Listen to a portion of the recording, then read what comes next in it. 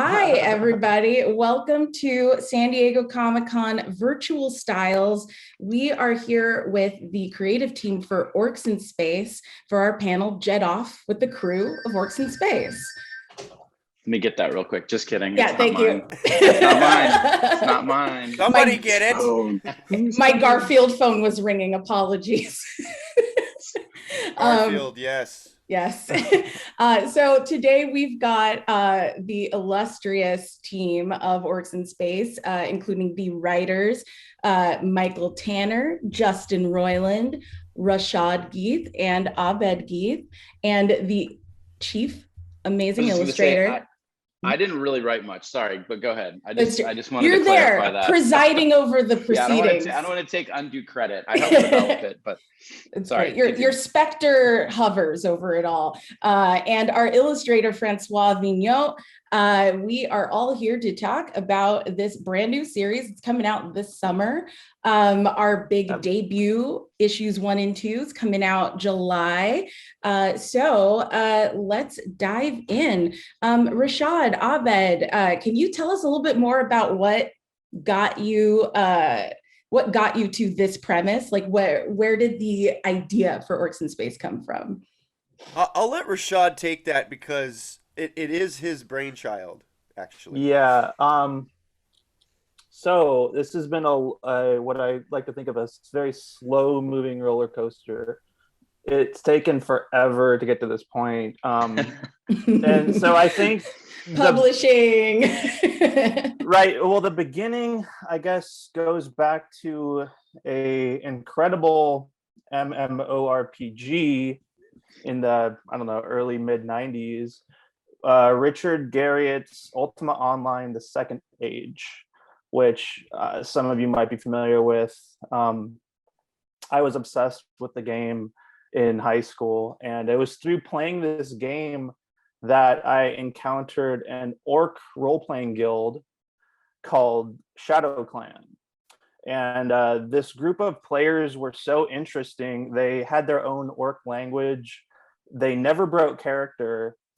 And their whole idea was, we're going to give this game intelligent monsters to fight. They're not just NPC monsters. They're actually players role-playing orcs. And I fell in love with this group. I joined them soon after I discovered them. I had so much fun with them. They were just hilarious. It was like you're living an orc life.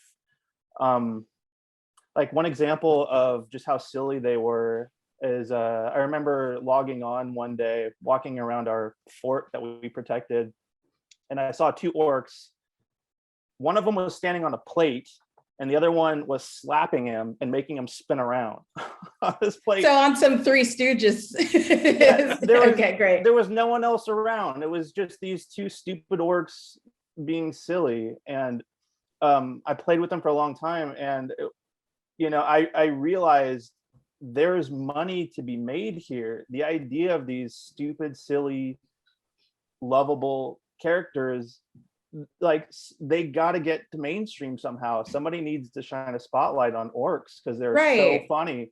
Yeah, why make orcs the foil in, and it's also it's a race, a class of creature that is, it's racialized, and it's like very much a monster, and you're supposed to treat them as such. And I think one of the great things about Orcs in Space is that y'all give so much character and life into our 3 orcs, Gore, Kravis, and Mongtar.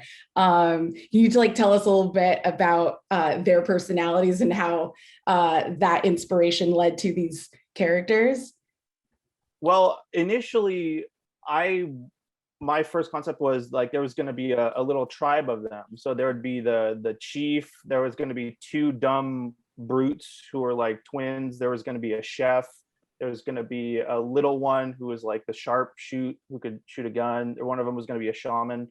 And then I believe it was Justin's idea to limit it to 3 instead of like 5. And I remember like that instantly clicked with me because, Abed and I are such huge fans of Three Stooges, grew up watching Three Stooges. And I was like, oh, they're the Three Stooges, you know. And We actually started. We had 4, and then I think Justin narrowed it down to 3. Like he's the one that, because we had 4, and then Justin's like, make it 3. That might be better. And then it. My big contribution.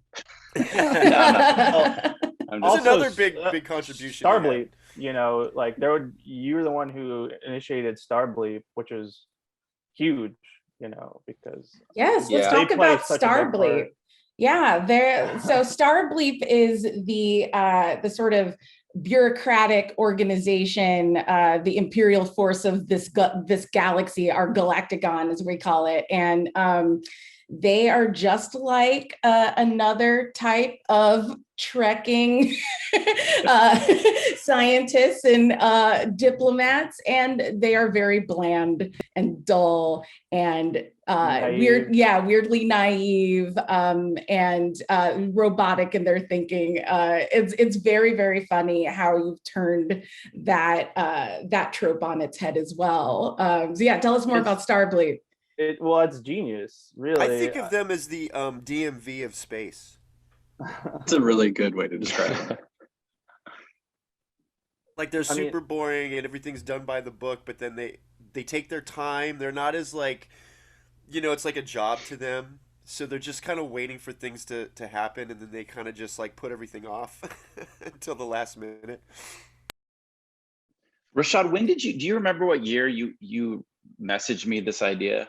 I was trying to think about that too. I have no idea. It was so long ago, but it was like 2013 or 2014 or something. Yeah, I knew you'd moved to LA and you wanted to work on cartoons, and so I just threw the idea out at you. You know, it's like, because I loved Orcs, and then I was like, well, it can't just be Orcs, because that's kind of, you know, it's kind of boring if it's just Orcs. So I mean, we're both such big fans of, you know, Star Trek and Farscape. It was really a matter of just putting 2 and 2 together. Yeah, Orcs, I like, my memory was that you had the idea of Orcs in space, and then I was like, oh, like I remember I got super excited about it because I was thinking about sort of that very origin, you know, how they get the ship kind of stuff. That was sort of my main. So I was like, once they get the ship and they're kind of up in space, you could kind of just go anywhere from there. But that very initial, how do they end up on this ship? I remember having a really strong visceral kind of reaction to just the name Orcs in Space, and like how they got the ship was just popped into my head so clearly. And then you and I had talked about it, and then I was like, okay, I'm going to try to make this happen somehow. But I had no, like at the time, like Rick and Morty was barely, you know, had barely begun, and yeah, you know, it was an uphill battle.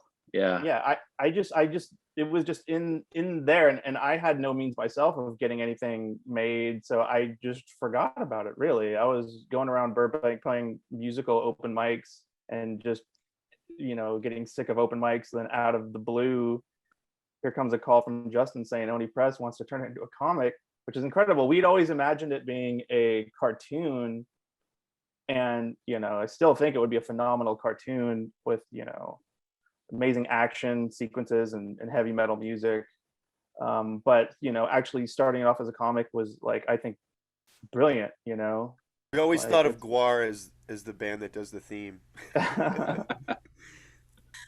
That is perfect. That is absolutely perfect. Yeah, I just remember, like, when you write something and you intend it to be a cartoon, especially with comics, it's a lot easier to kind of imagine like what they would sound like. Yeah, that's a good point. I mean, that's one of the funnest things. As full disclosure, I'm also the editor of Orcs in Space. I'm trying very hard not to spoil things, but one of the things I really like most about the dialogue is how distinct each character sounds, and it does translate. I think it's very clear how considered all of that was. And yeah, speaking of it becoming an Oni Press comic, at that point, I believe that's when Michael Tanner comes in. So Mike, tell us a little bit about how you entered the fray with Orcs in Space, what your first impressions were, and how you started getting to work with the gang. Yeah, I got asked to kind of come on and help because Abed and Rashad have never written a comic before, and I've written a few comics. And so editor-in-chief at Oni, James Lucas Jones, he emailed me their kind of outline, and I read it, and I didn't get it. I honestly, I did not get it at all. I was like, oh, okay, I mean, it's not, yeah, okay, all right, but a job is a job. And so I'm like, yeah, I'll do it. And then the first meeting where we're all going to meet like as a group, which we got to meet at the Rick and Morty offices, which was awesome. That morning, I reread the outline and it finally clicked. I got it. I was like, it's Three Stooges in space. It's Three Stooges. Oh, that gives me how I can approach this, how I can like help them get these ideas out. And from that moment on, I was like, this is a blast. So it's been a ton of fun working on and developing like the characters and building out their world in an interesting way. Like I am not like a fantasy person, a little bit of a sci-fi nerd. So I had to learn about orcs. I had to learn about like what tropes exist, and like orcs are having a moment, right? Like there's the reevaluation and like of that whole concept of like evil races and like character types, and really kind of think about how we can take these characters and surprise people and like make them feel familiar in like an orc way, but also like do something new with them. And that's been a lot of the fun of the series. Yeah, absolutely. I mean, the way y'all subvert the tropes of orcs and of like various sci-fi tropes. I mean, we get to see a Star Wars cantina style place. We get like lots of very funny characters, like a egotistical bounty hunter who may or may not be impersonating. Like there are a lot of really, really funny characters that are added in almost every issue. Speaking of that sort of comedy background, Mike, like I think that's a huge part of what makes this series work is we've got sci-fi and fantasy blended together, but we have this strong backbone of like, we know who these characters are and they're, and they're distinct, and we want to follow them wherever they go and see what's going to happen when they encounter this talking flower or this like strange tentacle beast. So I wanted to sort of point out how influenced we have been from other like sort of humor comics, especially Teenage Mutant Ninja Turtles. I want to talk about why and how we chose François Vigneault for the illustrator of this series. It was kind of a no-brainer for me and a few other folks at Oni. We thought we wanted someone who is a cartoonist, who knows the tropes, who knows how to do really good sight gags, who can also be a little tender sometimes and show the humanity behind the characters, and while still being silly as hell. And that's what François brings to this project. It's what makes Orcs in Space truly feel like a real thing that I want to do. I want to go on the like theme park ride for Orcs in Space where we abscond with the Arkin. So anyway, François, tell us about how you joined the team and your first impressions of the work, and how you approached building the visual vocabulary for the series. Well, thank you, Amanda. I'll take all that praise. That's fine with me.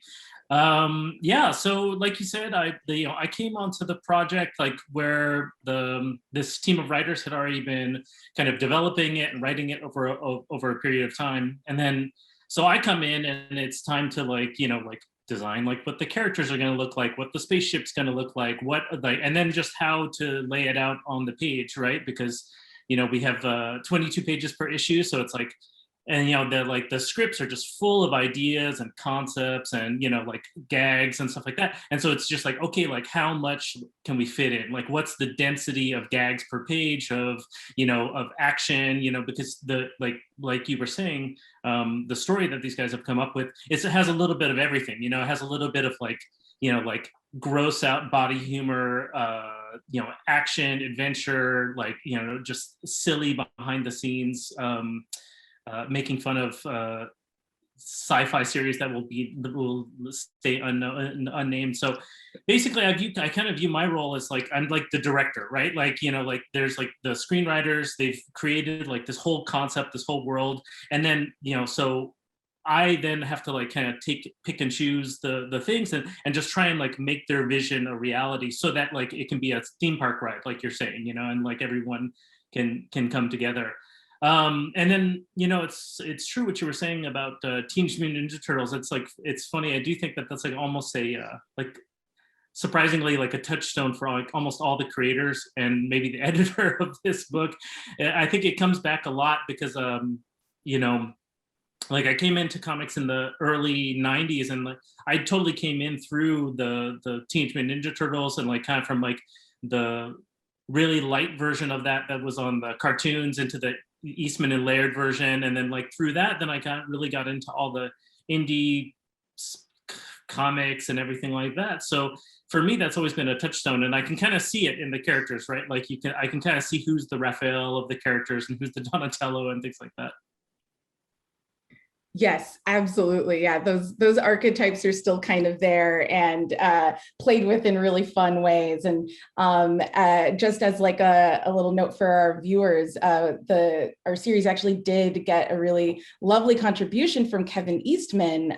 He co-drawed the cover for our #1 exclusive. It's Justin Roiland and Kevin Eastman. Yeah, so I think that's like something you can still order. I think FOC isn't over yet as of June 8th. Yeah, I'm really enamored with how much we've managed to cram into each page, as you were saying, François, the joke density. And we're also pretty far ahead in the series right now. Usually with a book like this, when the first issue is out, we're still working on the rest of the arc, but we're actually a little further ahead. We're sort of at the end of the second arc, beginning of the third arc in this 12-issue series. Guys, are there any like fun things that you want our viewers to know about what to expect in this first arc of 4 issues? There's a lot of snot mayhem. humor. It's not humor. That was a word me and Mike thought of before the meeting of like our gross out style. That's not humor. Yeah, but I mean, yeah, it's just a lot of what you guys talked about, just like fun sci-fi tropes, but also like some fantasy elements and just like a good time. I mean, I used to read comics in the 90s, and that's more of where I know comics, but a lot of stuff like the humor stuff, like Quantum and Woody and like Bone, really stood out. Like I loved stuff that was funny. Some of the X-Men stuff had humor in it, and like anytime something was funny in a comic, I was like, or Gen 13, I was like, I love this. Preacher had a lot of good like dark comedy moments in it too. Yeah, but in a twisted way. But yeah, right, like that. that when me and Justin first met, actually, I think I gave him Preacher, or I did, or it was either you or Jamie Daly. I can't remember. One of you guys got me into it, and then I was obsessed, and I couldn't find the trades anywhere, and I was like, I'd finish a book, and I'd be like, oh my god! And I lived out in, you know, a small country town, so it was like, you know, I had to drive, I don't know how far to get to a comic book shop. And then when they didn't have any, I was just, you know, and this is before Amazon or anything. So, but yeah, man, I love the juxtaposition of taking just very fantasy characters that, you know, tropey fantasy that you've seen a 1,000 times in every video game and you know, Tolkien and all that stuff, and then thrusting them into a completely different alien setting in space, and just how do these fantasy characters handle themselves in that environment. And that was sort of the magic to me, like right out of the gate. That was like, this is going to be really good, just because that's never been done before. And I just, you know, Rashad's love of orcs, and like, you know, Rashad got me playing Ultima back in the day, and like it took me around the base and like, you know, the world and stuff, and I got into it for a little while, but I'm still playing it, by the way. I'm still playing Ultima.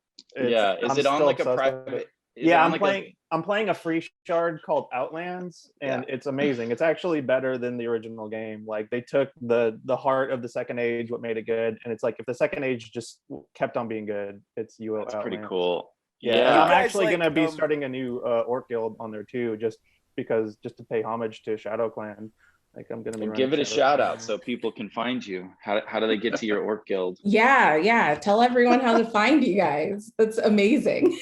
Well, yeah, give us the Orc guild. If you go to uooutlands.com, you can install the game for free, and it's got a amazing little development team running it, and new Shadow Clan guild soon to come. I'm running a new players guild on it right now, but at the end of this month, I'm gonna let that project go and then start on Shadow Clan full time. I want to say something. Sorry, Rashad. I remember when you guys would play, and then I heard stories where you guys would lead like people into your hut to be like, "Hey, I'm going to give you all these weapons and gold," and then the person would follow you guys. It was you, Savon, and Justin, and then you guys would rob them. And we did that so many shenanigans. We were trolling people, which trolls, I don't know, but yeah, like we were orcs that were trolling people. With people, we were just chaos. It was just chaos. That's amazing. Want to play because that sounds hilarious. I used to sell people house deeds to houses I didn't own in the game. I would find an empty house, buy a random house deed, sell it to them for a crap load of money. Like I got thrown in UO jail a couple times for doing that. But this was all before I found Shadow Clan. Like that totally changed my gameplay. Oh my god! Like the love of a good woman. Shadow Clan. Yep. Yeah. Set you straight. Really fixed you.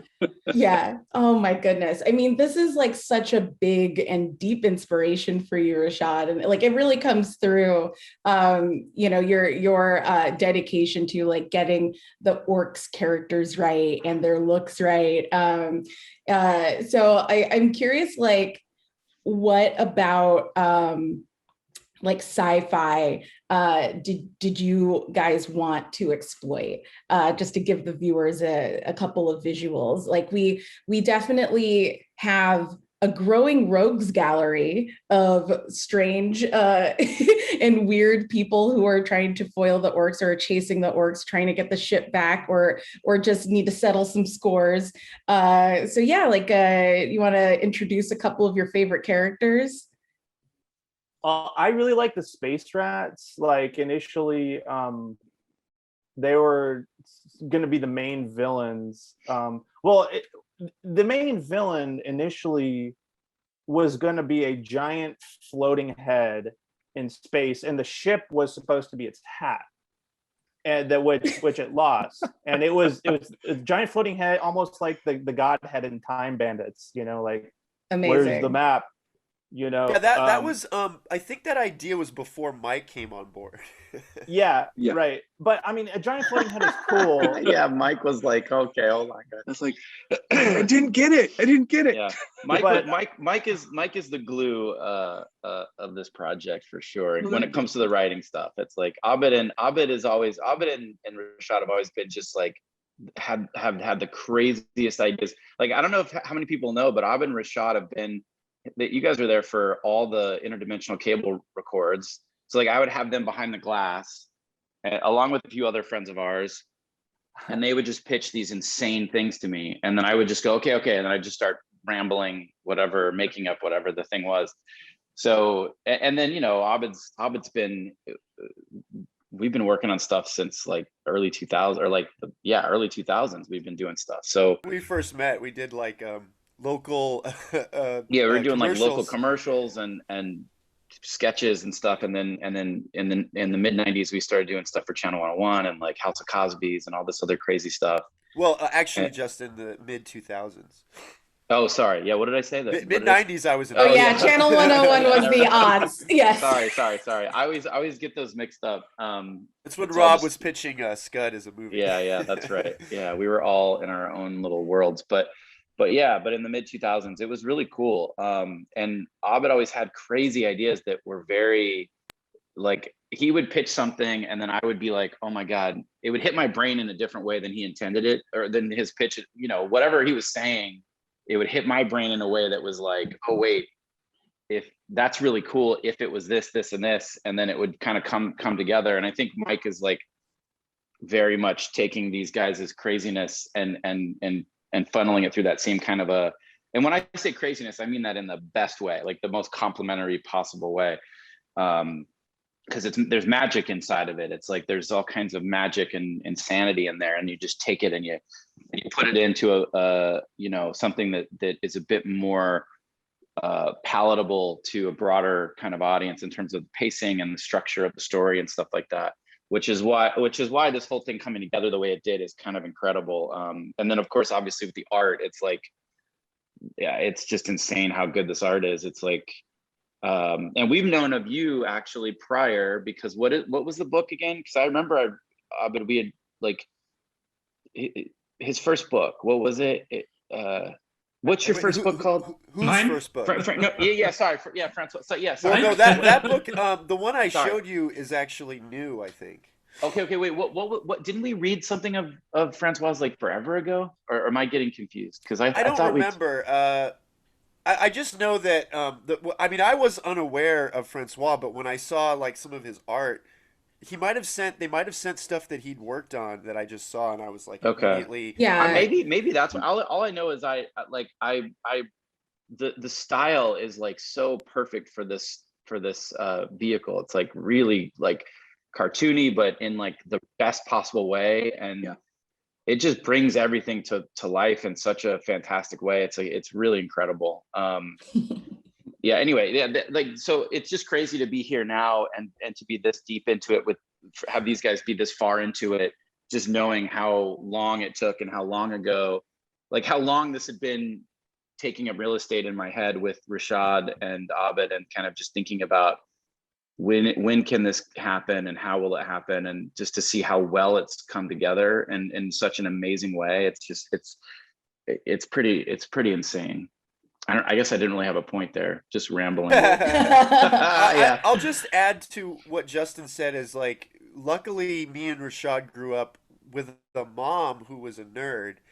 So while other kids were like, do your math, do your reading, whatever, my mom would put on Fraggle Rock and we'd watch Fraggle Rock together. And it was like, she got me into Star Trek, she got me into Star Wars, and like, without like that childhood of like being raised on cool stuff, I don't think any of us would have these ideas. We also had a lot of Farscape mutual love, like all of like me and like Rashad, Abed, and Savon got me into Farscape back in the early 2000s, and then I know that's been an inspiration for everything, for almost everything I've made. Like there's always some tiny piece of Farscape in everything I've made, like whether it's like translator microbes, like, oh, that's a cool idea, even though that's not the first time it's been done, but it was like just the way they did it was so cool. But yeah, and then yeah, God, I don't know, it's like sci-fi stuff we draw from that. Looking at space through like pop culture's eyes in a way. Yeah. You know, where it's like, this is like what would you do if you were in space? You'd probably be like John Crichton. You know, you'd be kind of like not as necessarily up to the task. I'd be a red shirt. I would die right away, but in my fantasies I'd be that cool. Yeah. Yeah, that's what's funny is he's not cool. He's like kind of a bumbling idiot. It's kind of interesting. I think I can kind of see a generational thing going on too. Like, I think we're all about the same age, and I think that this group kind of came together, and I can see the touchstones are like interconnecting with like all these different pop cultural touchstones, just narrative, like the way that the stories are structured. And then like what Amanda was saying about like, you know, with the first arc, like what's happening, I can definitely see like an accumulation of ideas, concepts, characters, and it's building and building, and because sometimes they're like sort of smashing up against each other. So like Rashad said, there's like these space rats, which are like steampunk naval space rats, but then that's also butting up against an obnoxious bounty hunter, which is butting up against like these bumbling people from a sort of federation of planets or something, of bureaucracy, and then that's all getting filtered through with these orcs. And I can definitely see like the way that all these different kind of things that have like touched you guys in your lives, like as the writers and creators, and then that have touched me as the artist and the designer, and they're all kind of coming together, and it's turning into this weird soup that's hopefully is a gestalt. It's more than the sum of its parts. Yes, I would say so. Yeah, I think that was a great way of putting it, because like it really is kind of, it almost feels like by the end, by the time we get to issue 12, it's going to be like almost an exponential pile up of of wild ideas that are like all coming to a head, like a Seinfeld ending. So I'm very excited about where the story is going. Let's see, François, do you have anything else to say about where things are going with the art and what readers can expect? No, I mean, like you said, I'm pretty far ahead right now, because with COVID, everything got delayed. Originally, Orcs in Space was going to come out almost a whole year ago, so yes. Everything's been delayed. So there was a lot of kind of catch up. So I'm about halfway through the next set of things, and definitely like the guys have a bunch of like really fun ideas that are like coming out of left field, really different than the stuff that's in the first issue and the first arc, but it all is kind of coming together to make like this bigger universe. And I think there's always like fun things to draw, always fun things to like figure out too, like how the heck are you going to draw it, like what is it going to be. And so for me it's like a little bit of an adventure. And it's a lot of fun too, just because it's all this stuff that I liked when I was a kid, orcs and barbarians and space and lasers, and it's really goofy, it's really fun, and I think it's all going to build up to something that people are really going to enjoy. Yeah, definitely. Thank you, François. Great answer. Yeah. So Mike, Abed, Rashad, like as the writers, and you're almost done with your tour of duty here. We're on issue 11 in scripts. How are you feeling? What's exciting you about coming to the exciting conclusion of Orcs in Space? And knowing that all I can think about is I hope we get an extension, because I've got so many ideas that keep on popping in my head of new crazy characters. I want there to be an octopus chef who may or may not be trying to kill the orcs. Based on a Three's Company character. Based on a Three's Company character, yeah. I want that guy. I want a character who's like half orc, half space rat, just mutated. Like I can picture like a Ninja Turtles toy of this character. Our own version of Tuvix. Yeah, exactly. Right. That's my favorite episode. It's funny, like the human condition, we can never be content or happy. Like, I mean, we're at this stage, it is literally a dream come true. And yet all I can think about now is, oh my God, I don't want this train to stop. I want to keep on going. Let's get a cartoon. Let's write 100,000 issues of it. It's like there's a snowball effect of coolness that let's get Michael Bay to direct a feature. Hell yeah. I'm more of I would like Aronofsky. Yeah, Aronofsky would be good. Just because Michael Bay did the Turtles and Transformers. You know. Well, that's a lot of moolah, but it's not exactly what the feel He could make the orcs look like burn victims. like he did with the Turtles. I love oh my God. Exercise. So true. He's right. They looked weird.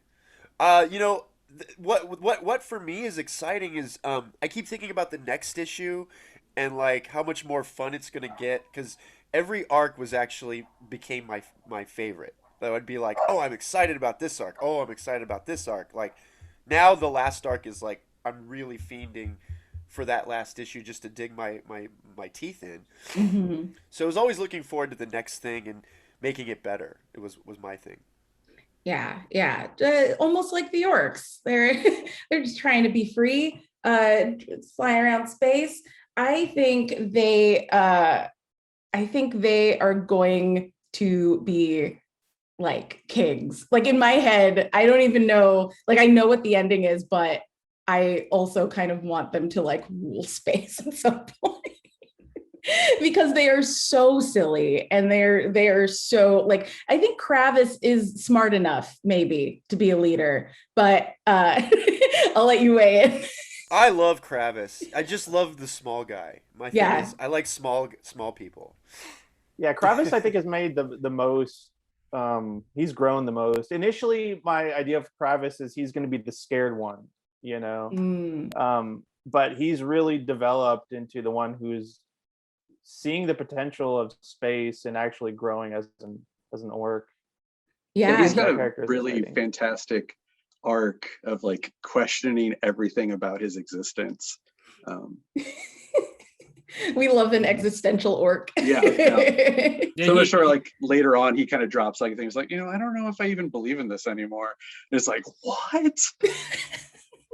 Well, I like Kravis meets a certain special someone in that first double issue that's coming out, and I liked her a lot. I hope she comes back. It's kind of interesting because, like, for me, it's like I'm almost like the fans for the series, you know, because like the things get delivered to me, and then I'm like, okay, so that's what's gonna happen next, and I like see, like, you know, and then I'm like, okay, how are we gonna make this work? And so it's like sometimes I'll develop like my whole head canon for like the backstories for like the characters and things like that. And so I'm very invested in Kravis also. I think he's got a lot of potential. So Yes. I hope the special someone that he meets in our double issue comes back, because I liked her a lot. Well, now we know, like, if we do get to do more issues, we can certainly work that in, maybe. I think François we need to have a couple of brain jam, idea jam sessions with you. Honestly, that's what I think should happen. For Yeah. sure. I love that idea. I think love that idea. I mean, who knows? I don't want to jinx it, but I feel like the book's going to do really well.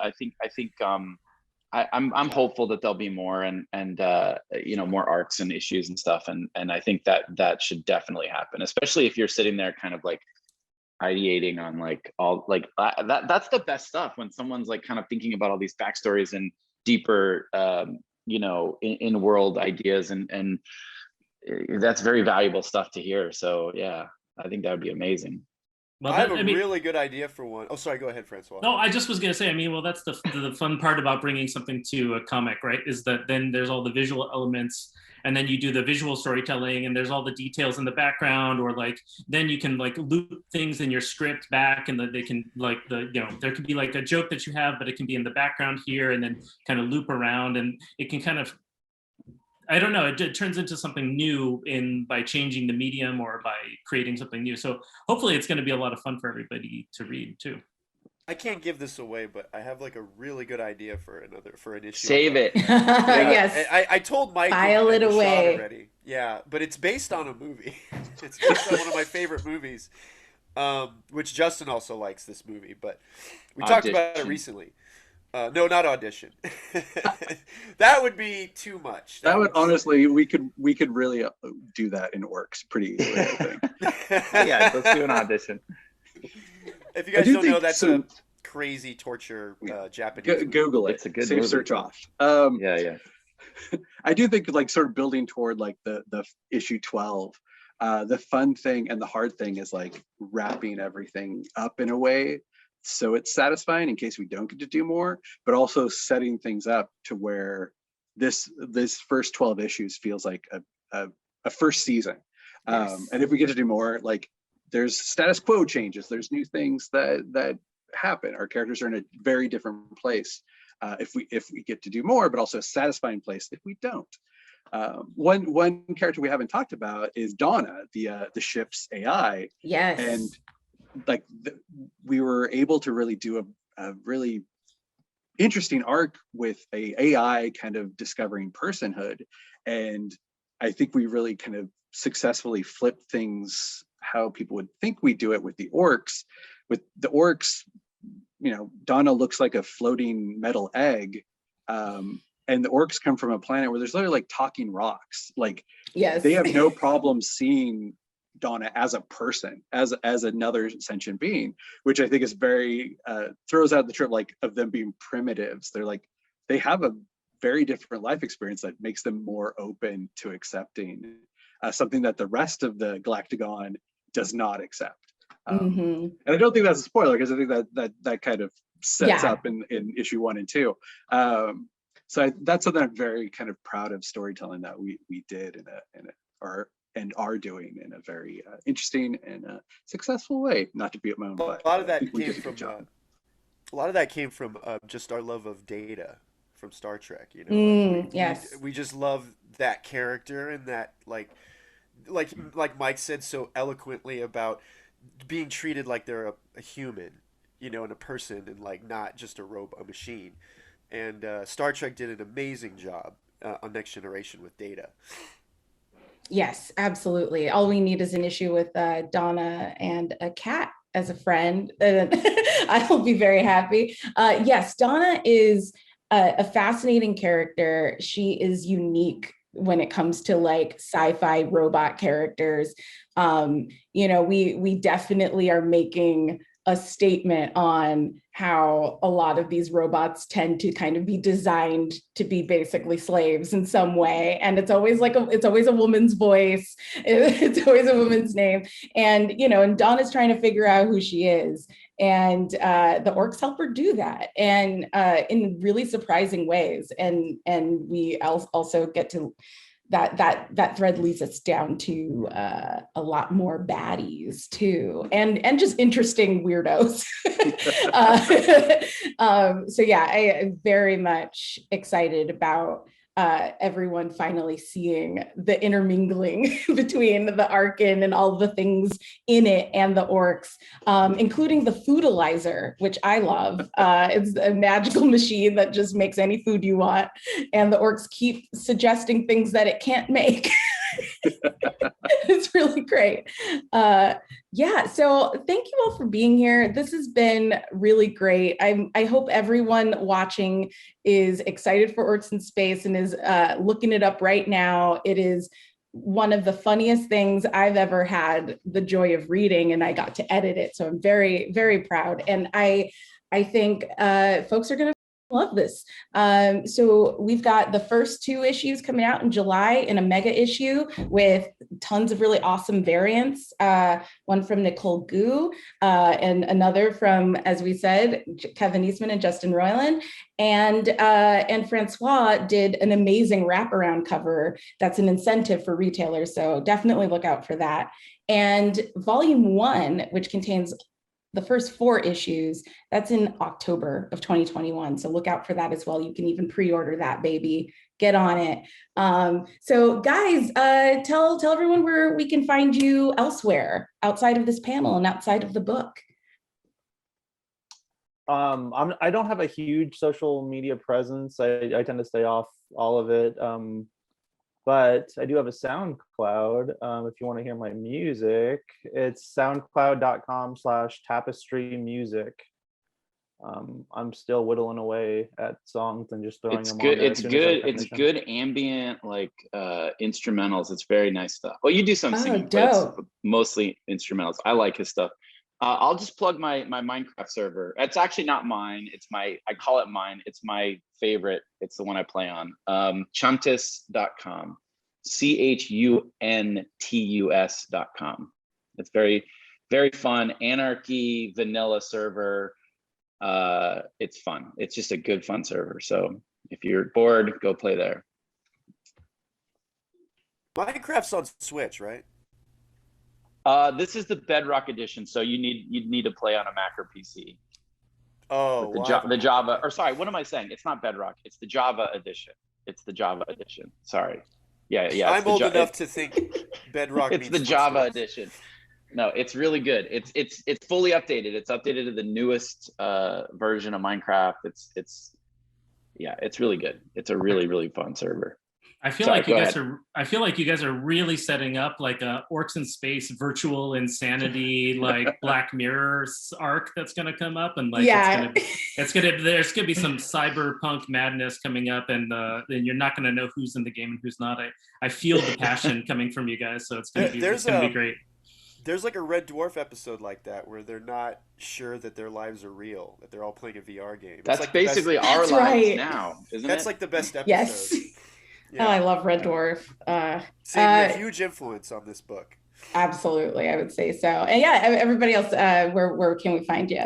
You can Oh, you can find me at my website, bymichaeltanner.com. That's bymichaeltanner.com. Link to my web store, blog posts, short stories, all that kind of stuff. Or you can follow me on Twitter at MikeIsErnie at twitter.com. Just you know how to find people on Twitter. Awesome. François? Yeah, I basically I post on Instagram. That's the only place I post any kind of art stuff on, and it's just my name, François Vigneault. That's probably hard for some people, so I'll spell it FRANCOISVIGNEAULT. It's very long, but that's how it is. Yeah. I'm on. Go ahead. Sorry. Oh, I was just going to say, yes, that, and you also have a newsletter, right, François? Yeah. I do all the kind of website-y sort of stuff for sure. So yeah, I think I sent my newsletter out just before recording this. So it's in people's inboxes right this minute. Nice. I'll give him a shout out. Titan, his book from Oni is really good. He sent me a copy. The art is spectacular. I love the concept. It's great, François. Thank you. But you can find me at I'm Abed Abedg on Twitter and Instagram. Most of the time on Instagram, I'm posting pictures from Taxi or Alf, but you can just see that you keep track of what I'm up to. So dope. Thank you all so much for being here. And I will see all of you in my inbox, of course. But everyone, thank you for watching. And yes, again, find Orcs in Space anywhere comics and books are sold. And I hope we will see you on the internet following all of us. All right. Thank you again. Oh, I almost forgot to plug Oni Press at Oni Press on all of the socials, and onipress.com, of course. But yes, thanks everybody for coming. Thank you. Thank you. All right. It was delightful. Bye, Maybe we'll get to meet in real life someday.